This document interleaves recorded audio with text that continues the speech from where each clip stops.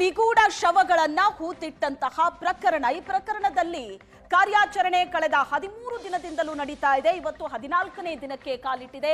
ಇವತ್ತು 13ನೇ ಸ್ಪಾಟ್ ಏನಿದೆ ಅಲ್ಲಿ ಎಸ್ಐಟಿ ಶೋಧ ನಡೀತಾ ಇದೆ. ನಿನ್ನೆ ಕೂಡ ಈ 13ನೇ ಸ್ಪಾಟ್ ನಲ್ಲೇ ಎಸ್ಐಟಿ ಶೋಧ ನಡೆಸಿತ್ತು. ಇವತ್ತು 13ನೇ ಸ್ಪಾಟ್ ನಲ್ಲಿ ಮತ್ತೆ ಶೋಧ ಆರಂಭ ಆಗಿದೆ. ನಿನ್ನೆ ಈ 13ನೇ ಸ್ಪಾಟ್ ನಲ್ಲಿ 18 ಅಡಿ ಆಳ ಅಗದಿತ್ತು ಎಸ್ಐಟಿ. 18 ಅಡಿ ಆಳ, 8 ಅಡಿ ಅಗಲ, 20 ಅಡಿ ಉದ್ದ ಅಗಿಲಾಗಿದೆ. ಇವತ್ತು 13ನೇ ಸ್ಪಾಟ್ ನಲ್ಲಿ ಎಸ್ಐಟಿ ಶೋಧ ಕಾರ್ಯಾಚರಣೆ ಮತ್ತೆ ಆರಂಭ ಮಾಡಿದೆ. 2 ಹಿಟಾಚಿ ಮೂಲಕ ಎಸ್ಐಟಿ ಕಾರ್ಯಾಚರಣೆ ನಡೆಸ್ತಾ ಇದೆ. ಮತ್ತಷ್ಟು ಆಳ ಅಗಿಯುವಂತೆ ಅನಾಮಿಕ ಮನವಿ ಮಾಡಿದ್ದಾನೆ. ಯಾಕಂದ್ರೆ ಆತ ಹೇಳ್ತಾ ಇರೋ ಪ್ರಕಾರ ಒಂದಕ್ಕಿಂತ ಹೆಚ್ಚು ಶವಗಳನ್ನ ಇದೇ ಜಾಗದಲ್ಲಿ ತಾನು ಕೂತಿದ್ದೀನಿ ಅಂತ. ಆದ್ರೆ ಆ ಜಾಗ ಆತ ಶವ ಹುಡ್ದಂತ ಸಂದರ್ಭದಲ್ಲಿ ಆತ ಏನು 11-12 ವರ್ಷದ ಹಿಂದಿನ ಕಥೆಯನ್ನ ಹೇಳ್ತಾ ಇದ್ದಾನೆ. ಆಗ ಇದ್ದಂತ ಜಾಗಕ್ಕೂ ಈಗ ಇರೋ ಜಾಗಕ್ಕೂ ಸಾಕಷ್ಟು ಬದಲಾವಣೆ ಆಗಿದೆ, ಅಭಿವೃದ್ಧಿ ಆಗಿದೆ.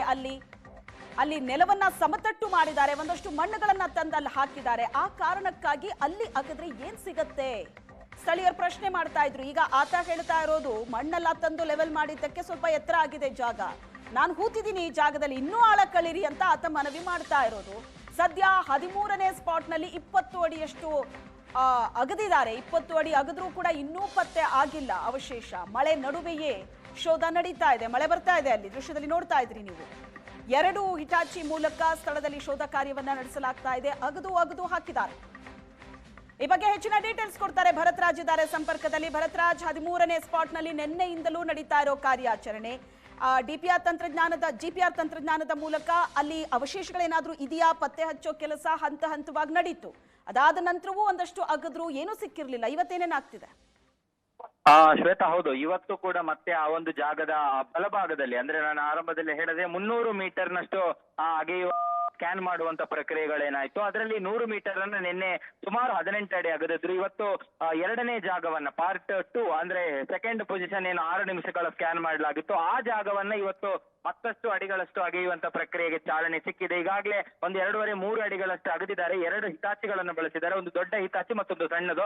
ಅದರ ಎದುರುಗಡೆಯೇ ನಿಂತು ಆ ಅನಾಮಿಕ ದೂರುದಾರ ಎಸಿ ಅವರ ಸಮ್ಮುಖದಲ್ಲಿ ಅವರಿಗೆ ನಿರ್ದೇಶನ ಕೊಡುವಂತದ್ದು, ಅಲ್ಲಿ ಆಗಿರಿ ಇಲ್ಲಿ ಆಗಿರಿ ಅನ್ನುವಂಥದ್ದನ್ನೆಲ್ಲ ಮಾಡ್ತಾ ಇದ್ದ. ಆದ್ರೆ ಜೆಸಿಪಿ ಹಿತಾಚಿ ಅವರು ಆ ಒಂದು ಜಾಗದ ಸುತ್ತಮುತ್ತಲಿನ ಪ್ರದೇಶಗಳಲ್ಲಿ ಅಗೆಯುವಂತ ಪ್ರಕ್ರಿಯೆಗಳನ್ನ ಬಹಳ ಕ್ಲಿಯರ್ ಆಗಿ, ಅಂದ್ರೆ ಉದ್ದಕ್ಕೆ ಮತ್ತು ಆ ಆಳಕ್ಕೆ ಮತ್ತು ಅಗಲವನ್ನ ಎಷ್ಟು ಮೀಟರ್ಗಳಲ್ಲಿ ಅಗಿಬೇಕು ಆ ಎಲ್ಲವನ್ನ ಲೆಕ್ಕಾಚಾರ ಹಾಕಿ ಅಗೆಯುವ ಪ್ರಕ್ರಿಯೆಗಳಾಗ್ತಾ ಇದೆ. ಬಹುತೇಕ ಇವತ್ತು ಕೂಡ ಆ ಜಾಗವನ್ನು ಸುಮಾರು 18 ಅಡಿ ಆಳಕ್ಕೆ ಅಗಿಬಹುದು ಅನ್ನುವಂತ ನಿರೀಕ್ಷೆಗಳು ಇರುವಂತದ್ದು. ಯಾಕಂದ್ರೆ ಆತನ ದೂರುಗ ಆರೋಪಗಳಿರುವಂತದ್ದು ಕೂಡ ಹಾಗೆ 10 ಅಡಿವರೆಗೆ ಮಣ್ಣು ಹಾಕಿದ್ದಾರೆ, ಮತ್ತೊಂದು ಮಗದೊಂದು ಅನ್ನುವಂತ ಚರ್ಚೆಗಳಿದೆ. ಹಾಗಾಗಿ ಒಂದು ಸಂದರ್ಭದಲ್ಲಿ ಅಗದಂತ ಸಂದರ್ಭಗಳಲ್ಲಿ ಕೇವಲ 10 ಅಡಿಗೆ ಅಗದು ಬಿಟ್ರೆ ಮತ್ತೆ ಆತನ ಆರೋಪಗಳಿಗೆ ಪುಷ್ಟಿ ನೀಡಿದಂತಾಗುತ್ತೆ. ಆ ಕಾರಣಕ್ಕಾಗಿ ಹೆಚ್ಚಿನ ಆಳಕ್ಕೆ ಅಗೆಯುವಂತ ಪ್ರಕ್ರಿಯೆ ಒಟ್ಟು 18 ಅಡಿಗೆ ಅದನ್ನ ತೆಗೆದುಕೊಂಡು ಹೋಗುವಂತದ್ದು ಇವತ್ತು ಕೂಡ ಬಹುತೇಕ ಫಿಕ್ಸ್ ಆಗಬಹುದು. ಬಹುತೇಕ ಇವತ್ತು ಸಂಜೆ ಒಳಗೆ ಈ ಪ್ರಕ್ರಿಯೆಗಳನ್ನ ಮುಗಿಸಿ ಇನ್ನೊಂದು ಪೊಸಿಷನ್ ನಂಬರ್ 3ಕ್ಕೆ, ಅಂದ್ರೆ 13ನಲ್ಲಿ 3ನೇ ಪೊಸಿಷನ್ ಇದೆ, ಅದು ಕೂಡ 100 ಮೀಟರ್ ಇದೆ. ಅಲ್ಲೂ ಕೂಡ ಡ್ರೋನ್ 7 ನಿಮಿಷಗಳ ಕಾಲ ಹಾರಾಟವನ್ನು ನಡೆಸಿತ್ತು. ಸ್ಕ್ಯಾನಿಂಗ್ ನಲ್ಲೂ ಕೂಡ 10 ಅಡಿಗಳಷ್ಟು ಒಳಭಾಗಕ್ಕೆ ಯಾವುದೇ ರೀತಿಯಾದಂತಹ ಮೃತದೇಹಗಳು ಇಟ್ಟಿರುವ ಬಗ್ಗೆ ಯಾವುದೇ ಮಾಹಿತಿಗಳಿಲ್ಲ. ಹಾಗಾಗಿ ಆ ಜಾಗ ಕೂಡ ಅಗೀತಾರ ಅನ್ನುವಂತ ಪ್ರಶ್ನೆಗಳಿದೆ. ಒಂದು ವೇಳೆ ಅಗಿಯೋದೇ ಆದ್ರೆ ಅದು ಇವತ್ತಿಗೆ ಆಗುವಂತ ಕೆಲಸ ಅಲ್ಲ, ನಾಳೆಗೆ ಅದನ್ನ ಮುಂದುವರಿಸಬಹುದು. ಒಟ್ಟು ಮುಖ್ಯಮಂತ್ರಿಗಳು ಕೂಡ ಹೇಳಿದ್ದಾರೆ 13ನೇ ಜಾಗದ ಪ್ರಕ್ರಿಯೆಗಳನ್ನ ಮುಗಿಸಿ, ಹಾಗೆ ಉತ್ಖನನದ ಪ್ರಕ್ರಿಯೆಗಳನ್ನ ಮುಗಿಸಿ ನಾವು ಕಂಪ್ಲೀಟ್ ಆಗಿ ಒಂದು ಹಂತದ ಕಾರ್ಯಾಚರಣೆಗಳನ್ನ ಕ್ಲೋಸ್ ಮಾಡುವ ಯೋಚನೆಯಲ್ಲಿ ಇದ್ದೀವಿ ಅನ್ನುವಂಥದ್ದು. ಬಹುತೇಕ ಇವತ್ತಿನ ಬೆಳವಣಿಗೆಗಳನ್ನು ನೋಡ್ತಾ ಹೋದ್ರೆ ಅದೇ ರೀತಿ ಕಾಣ್ತಾ ಇದೆ. ಅದ್ರ ಜೊತೆಗೆ ಇಲ್ಲಿ ಮಳೆ ಆಗ್ತಾ ಇದೆ, ಅಂದ್ರೆ ನಿರಂತರವಾಗಿ ಒಂದು 10-15 ನಿಮಿಷಗಳ ಕಾಲ ಆಯ್ತು ನಿರಂತರವಾಗಿ ಮಳೆ ಆಗ್ತಾ ಇದೆ. ಬೆಳ್ತಂಗಡಿ ಮತ್ತು ಧರ್ಮಸ್ಥಳ ಭಾಗಗಳಲ್ಲಿ, ಅಂದ್ರೆ ಈ ಭಾಗ ಈ ಪಶ್ಚಿಮ ಘಟ್ಟಗಳ ಸಾಲಿನ ವ್ಯಾಪ್ತಿಯಲ್ಲಿ ಬರುವಂತ ಕಾರಣದಿಂದಾಗಿ ಇಲ್ಲಿ ಒಂದು ರೀತಿಯಲ್ಲಿ ಮಳೆಗಾಲದಲ್ಲಿ ನಿರಂತರ ಮಳೆ ಆಗುತ್ತೆ, ಸಣ್ಣ ಬಿಡುವುಗಳನ್ನ ಕೊಟ್ಟರು ಕೂಡ. ಆದ್ರೆ ಮಳೆಗಾಲದಲ್ಲಿ ಈ ರೀತಿಯ ಮಳೆ ಆದಂತ ಸಂದರ್ಭದಲ್ಲಿ ಈ ರೀತಿಯ ಉತ್ಖನನ ಪ್ರಕ್ರಿಯೆಗಳಿಗೆ ಒಂದಷ್ಟು ಅಡ್ಡಿ ಆಗುತ್ತೆ. ಯಾಕಂದ್ರೆ ಅವರು ತೋಡಿಟ್ಟಂತಹ ಹೊಂಡ ಏನಿದೆ, ಆ ಗುಂಡಿ ಏನಿದೆ, ಆ ಗುಂಡಿಯಲ್ಲಿ ಮತ್ತೆ ನೀರು ತುಂಬಿಕೊಳ್ಳುವಂತದ್ದು, ಇದರಿಂದ ಬಹಳ ದೊಡ್ಡ ಸಮಸ್ಯೆಗಳು ಎದುರಾಗುತ್ತೆ. ಈ ಎಲ್ಲ ಕಾರಣಗಳಿಂದಾಗಿ ಒಂದಷ್ಟು ಮಳೆ ಅವರ ಅಗೆತದ ಪ್ರಕ್ರಿಯೆಗಳಿಗೆ ಒಂದು ರೀತಿಯ ತಡೆಯನ್ನ ಒಡ್ಡಬಹುದು ಅನ್ನುವಂಥದ್ದು. ಹಾಗಾಗಿ ಸದ್ಯಕ್ಕೆ ಅಗೆಯುವ ಪ್ರಕ್ರಿಯೆಗಳಾಗ್ತಾ ಇದೆ, ಎಲ್ಲರ ಸಮ್ಮುಖದಲ್ಲಿದ್ದಾರೆ. ಆರಂಭದಲ್ಲಿ ಎಸಿ ಅವರ ಆಗಮನ ಆಗಿರಲಿಲ್ಲ. ತಹಶೀಲ್ದಾರ್ ಪೃಥ್ವಿ ಸಾನಿಕಮ್ ಅವರು ಮ್ಯಾಜಿಸ್ಟ್ರೇಟ್ ಅಧಿಕಾರಿ ಅವರ ಸಮ್ಮುಖದಲ್ಲಿ ಒಂದು ಸ್ಥಳವನ್ನ ಗುರುತಿಸುವ ಪ್ರಕ್ರಿಯೆಗಳಾಯ್ತು.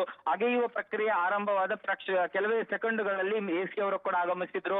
ಅವರು ಕೂಡ ಸ್ಥಳದಲ್ಲೇ ಇದ್ದು ಆ ಸ್ಥಳದಲ್ಲಿ ಆತನ ಜೊತೆಗೆ ಮಾತುಕತೆ ನಡೆಸುವಂತದ್ದು ಮತ್ತು ಆತ ಹೇಳಿದಂತ ಜಾಗಗಳನ್ನ ನೋಡುವಂತದ್ದು, ಒಟ್ಟು ಆ ಅಷ್ಟು ಪ್ರಕ್ರಿಯೆಗಳಿಗೆ ಒಂದು ಕಾನೂನಾತ್ಮಕವಾದಂತ ಮುದ್ರೆ ಬಿತ್ತಿರುವಂತದ್ದಂತೂ ಸತ್ಯ. ಯಾಕಂದ್ರೆ ಒಬ್ಬ ಕಾನೂನಾತ್ಮಕವಾದ ಮ್ಯಾಜಿಸ್ಟ್ರೇಟ್ ಅಧಿಕಾರಿ ಮುಂದೆ ನಿಂತು ಅಷ್ಟು ಚಟುವಟಿಕೆಗಳನ್ನ ಕಣ್ಗಾವಲಿಟ್ಟಿದ್ದಾರೆ ಮತ್ತು ಅಲ್ಲಿ ನಡೆಯುವಂತ ಅಷ್ಟು ಪ್ರಕ್ರಿಯೆಗಳಿಗೆ ಅವರೊಬ್ಬ ಸಾಕ್ಷಿದಾರರಾಗೂ ಕೂಡ ನಿಂತಿರುವಂತ ಸಂದರ್ಭಗಳಲ್ಲಿ ಅವು ಯಾವುದೇ ಪ್ರಕ್ರಿಯೆಗಳು ಪ್ರೊಸೀಜರ್ ಲ್ಯಾಪ್ಸ್ ಗಳಿಗೆ ಒಳಗಾದಂತೆ ಕಾಣುತ್ತಾ ಇಲ್ಲ. ಈ ಎಲ್ಲ ಕಾರಣದಿಂದಾಗಿ ಮತ್ತೆ 13ನೇ ಜಾಗದಲ್ಲಿ ಯಾವ ವೈಜ್ಞಾನಿಕ ಅನ್ವೇಷಣೆಗಳಿರ್ಲಿ, GPR ಗಳಿರ್ಲಿ, ಮತ್ತೊಂದು ಮಗದೊಂದು ಇರ್ಲಿ, ಅದರಲ್ಲಿ ಮಾಡಿ ಅನ್ನುವಂಥದ್ದು ಕೂಡ ಅವರದ್ದೇ ವಾದ. ಆ ದೂರುಗಾರರ ಪರವಾದ ಟೀಮ್ ಹೇಳಿದ್ದಂಥದ್ದು ಮತ್ತು ಸುಜಾತ ಭಟ್ ಪರ ವಕೀಲರು ಹೇಳಿದ್ದಂಥದ್ದು GPR ಬಳಕೆ ಮಾಡಬೇಕು ಅನ್ನುವಂಥದ್ದು. ಹಾಗಾಗಿ GPR ಅನ್ನು ಅವರು ಬಳಕೆ ಮಾಡಿದ್ದಾರೆ. ಅವುಗಳನ್ನ ಅಂತಹ ಯಾವುದೇ ಆರೋಪ ಅಂದ್ರೆ ಅಂತಹ ಯಾವುದೇ ರೀತಿಯಾದಂತಹ ಆಯ್ಕೆಗಳನ್ನ SIT ತಂಡ ತಳ್ಳಿ ಹಾಕಿಲ್ಲ. ಅಷ್ಟಕ್ಕೆ ಲಕ್ಷಾಂತರ ರೂಪಾಯಿ ಖರ್ಚು ವೆಚ್ಚಗಳು ಇದ್ರೂ ಕೂಡ ಸರ್ಕಾರದ ಮೂಲಕ ಮನವಿ ಮಾಡಿ ಒಂದು ಗಂಭೀರ ಪ್ರಕರಣ ಆಗಿರುವಂತಹ ಕಾರಣದಿಂದ 13ನೇ ಸ್ಪಾಟ್ ಕಾರ್ಯಾಚರಣೆ ನಂತರ ವಾಟ್ ನೆಕ್ಸ್ಟ್ ಹಾಗಾದ್ರೆ? ಈಗ ದೂರುದಾರ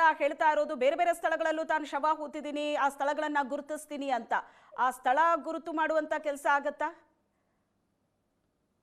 ಶ್ವೇತಾ, 13ನೇ ಸ್ಪಾಟ್ ನಂತರ ವಾಟ್ ನೆಕ್ಸ್ಟ್ ಅನ್ನುವಂತ ಪ್ರಶ್ನೆಗೆ ಬಹುಶಃ ಇವತ್ತು ಅಥವಾ ನಾಳೆ ಒಂದು ಉತ್ತರ ಸಿಗಬಹುದು. ಆದ್ರೆ ನಾವು ಆಯ್ಕೆಗಳು ಮತ್ತು ಅವರ ಸಾಧ್ಯತೆಗಳನ್ನ ವಿಶ್ಲೇಷಣೆ ಮಾಡ್ತಾ ಹೋದ್ರೆ ಬಹುಶಃ 13ನೇ ಸ್ಪಾಟ್ಗೆ ಈ ಎಲ್ಲ ಉತ್ಖನನ ಪ್ರಕ್ರಿಯೆ ಮೊದಲ ಹಂತದಲ್ಲಿ ಅಂತ್ಯ ಆಗಬಹುದು. ಅಂದ್ರೆ ಇದೊಂದು ರೀತಿಯಾದಂತ ಫುಲ್ ಸ್ಟಾಪ್ ಅಂತ ಕಾಣಿಸುವ ರೀತಿಯಲ್ಲಿದೆ. ಅಂದ್ರೆ ಮುಂದಿನ ಅಷ್ಟು ಪ್ರಕ್ರಿಯೆಗಳಲ್ಲಿ ದಾಖಲೀಕರಣ ಅಂದ್ರೆ ದಾಖಲೆಗಳೇನಿದೆ, ದಾಖಲೆಗಳನ್ನ ನೋಡುವಂಥದ್ದು, ಸಾಕ್ಷ್ಯಗಳೇನಿದೆ, ಸಾಕ್ಷ್ಯಗಳನ್ನ ಸಲ್ಲಿಸುವಂಥದ್ದು. ಅಂದ್ರೆ ಒಟ್ಟು ಮಧ್ಯಂತರ ವರದಿ ಏನಾದ್ರೂ ಸರ್ಕಾರಕ್ಕೆ ಸಲ್ಲಿಸಬೇಕು. ಯಾಕಂದ್ರೆ ಅಲ್ಲೊಂದು ಕಡೆಯಲ್ಲಿ ಸೆಷನ್ ನಡೀತಾ ಇದೆ, ವಿಧಾನಸಭೆಯ ಅಧಿವೇಶನ ನಡೀತಾ ಇದೆ. ವಿಧಾನಸೌಧದಲ್ಲಿ ಅಧಿವೇಶನ ನಡೀತಾ ಇರುವಂತ ಸಂದರ್ಭಗಳಲ್ಲಿ ವಿರೋಧ ಪಕ್ಷಗಳ ಪ್ರಶ್ನೆಗಳು ಕೂಡ ಸಂಬಂಧಪಟ್ಟಂತ ಸಚಿವರು ಅಥವಾ ಮುಖ್ಯಮಂತ್ರಿಗಳು ಉತ್ತರಗಳನ್ನು ಕೊಡಬೇಕು. ಸರ್ಕಾರ ಅಧಿಕೃತವಾಗಿ ಅದರ ಒಂದು ಆಡಳಿತ ವ್ಯವಸ್ಥೆಯಲ್ಲಿರುವಾಗ ಅದಕ್ಕೆ ಉತ್ತರಗಳನ್ನು ಕೊಡಬೇಕಾಗುತ್ತೆ. ಹಾಗಾಗಿ ಕಾಲಕ್ಕೆ ಅದರ ತನಿಖೆಯ ಪ್ರಕ್ರಿಯೆಗಳು ಮತ್ತು ಅಲ್ಲಿ ನಡೀತಾ ಇರುವಂತಹ ಹಂತದ ಬೆಳವಣಿಗೆಗಳ ಬಗ್ಗೆ ಅಂತೂ ಮಾಹಿತಿಗಳು ಹೋಗ್ತಾ ಇರುತ್ತೆ. ಆದರೆ ಒಂದು ಲಿಖಿತವಾದ ಮಧ್ಯಂತರ ವರದಿಯನ್ನ ಸಲ್ಲಿಸಿದಂತ ಸಂದರ್ಭಗಳಲ್ಲಿ ಇದಕ್ಕೆ ಒಂದು ರೀತಿಯಾದಂತ ಪುಷ್ಟಿ ಸರ್ಕಾರಕ್ಕೂ ಕೂಡ ಫ್ಯೂಚರ್ ನಲ್ಲಿ ಮಾತನಾಡುವಂತ. ಈಗ ನೋಡಬಹುದು ನೀವು ಕೆಲವೊಂದು ಸಚಿವರುಗಳು, ಜಿಲ್ಲಾ ಉಸ್ತುವಾರಿ ಸಚಿವ ದಿನೇಶ್ ಗುಂಡೂರಾವ್ ಆಗಿರ್ಬೋದು ಅಥವಾ ಕಾಂಗ್ರೆಸ್ನದೇ ಕೆಲವು ನಾಯಕರುಗಳಾಗಿರ್ಬೋದು, ಅವರ ಮಾತುಗಳಲ್ಲೇ ಕೆಲವೊಂದು ಅಂದ್ರೆ ತನಿಖೆ ಯಾವ ಹಂತಕ್ಕೆ ತಲುಪಿದೆ, ತನಿಖೆ ಏನೆಲ್ಲ ಆಗ್ತಾ ಇದೆ ಅನ್ನುವಂಥದ್ದನ್ನ ಬಹುಶಃ ನಾವು ಅವರ ಮಾತುಗಳನ್ನ ಗಮನಿಸಿದಾಗ ನಮ್ಗೊಂದು ಹಂತಕ್ಕೆ ಅಂದುಕೊಳ್ಳುವಂಥದ್ದು ಮತ್ತು ಒಂದು ಹಂತಕ್ಕೆ ನಾವು ಕೂಡ ಏನಾಗಿದೆ ಅನ್ನುವಂಥದ್ದು ನಿರೀಕ್ಷಿಸುವಷ್ಟರ ಮಟ್ಟಿಗೆ ಅವರ ಹೇಳಿಕೆಗಳಲ್ಲಿ ಬರ್ತಾ ಇದೆ. ಹಾಗಾಗಿ ಮುಂದೆ ದಾಖಲೆಗಳ ಆಧಾರದಲ್ಲಿ ತನಿಖೆ ಮುಂದುವರಿಬಹುದು, ಅದು ಉತ್ಖನನ ಪ್ರಕ್ರಿಯೆ ಸ್ಥಗಿತ ಆಗ್ಬಹುದು ಅಂತ ಅನ್ನಿಸ್ತಾ ಇದೆ. ಥ್ಯಾಂಕ್ ಯು ಭರದ್ರಾಜ್ ನಿಮ್ಮೆಲ್ಲ ಡೀಟೇಲ್ಸ್ಗೆ.